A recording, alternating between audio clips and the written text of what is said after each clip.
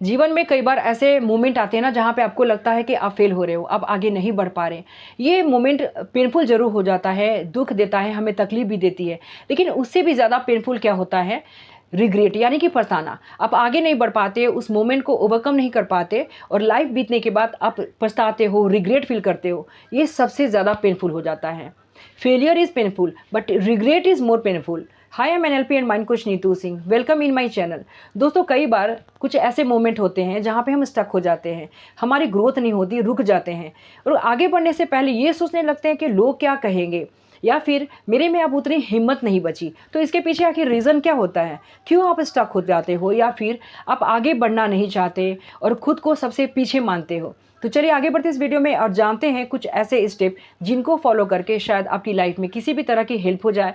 Number 1 पे आता है स्टॉप स्क्रॉलिंग सोशल मीडिया। जी, रीज़न ये है फ़ोन स्क्रॉल करना। जब भी सुबह सवेरे आप उठते हो उस समय बहुत सारे लोगों की ये आदत बन चुकी है, सीधे अपने फ़ोन को लेना और सोशल मीडिया को स्क्रॉल करने लगना। और वो इनमें ये देखते हैं कि मेरे से लोग कितने आगे बढ़ रहे हैं। देखते देखते कई घंटे आपके निकल जाते हैं और आपको पता भी नहीं चलता और लास्ट में क्या हो जाते हो, स्टक। और आपको लग जाता है कि मैं आगे नहीं कर सकता और मेरे में तो कोई ग्रोथ हो ही नहीं रही है और आप खुद में हीन भावना फील करने लगते हो। तो सबसे पहले मैं यही कहूँगी कि आप सोशल मीडिया को स्क्रॉल करना बंद कर दें।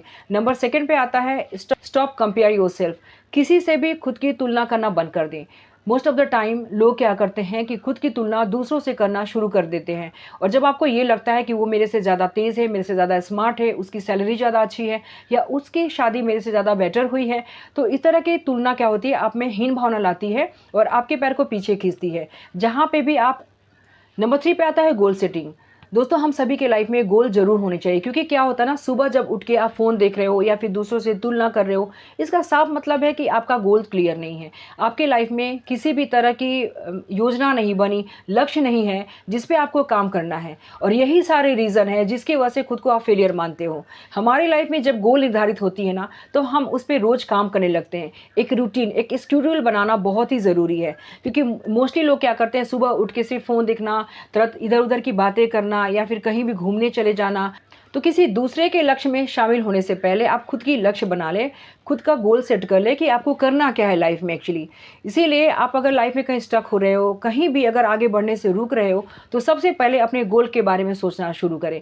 नंबर 4 पे आता है फोकस। फोकस सबसे ज़्यादा ज़रूरी है क्योंकि अगर आप में फोकस नहीं है, कंसिस्टेंसी नहीं है, तो वहीं पे आप स्टक हो जाते हो, वहीं पे आप रुक जाते हो और फेलियर्स का सबसे बड़ा रीज़न हो जाता है lacking of goal and lacking of focus. ये 2 चीज़ें जब हमारी लाइफ में नहीं होती हैं, तो हम खुद को ऐसे ही फेलियर मानते हैं।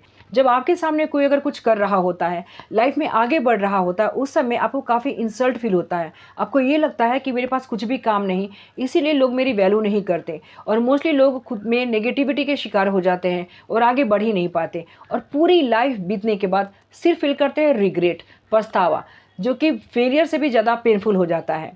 Last but not the least, dedication. जिस भी चीज़ का चुनाव कर रहे हैं यानी कि जिस भी गोल को आप चूज़ कर रहे हो, उसके लिए पूरी तरह से डेडिकेटेड हो जाएं क्योंकि जब आपके पास गोल होगा, जब आप फोकस्ड करोगे पूरी डेडिकेशन के साथ, तो फेलियर होने का सवाल ही नहीं उठता क्योंकि फेल हम तब होते हैं जब हमारे खुद की कोई गोल नहीं होती, हमारे खुद के कोई सपने नहीं होते, हमारे लाइफ में कोई भी रूटीन नहीं है, कोई भी स्केड्यूल नहीं है।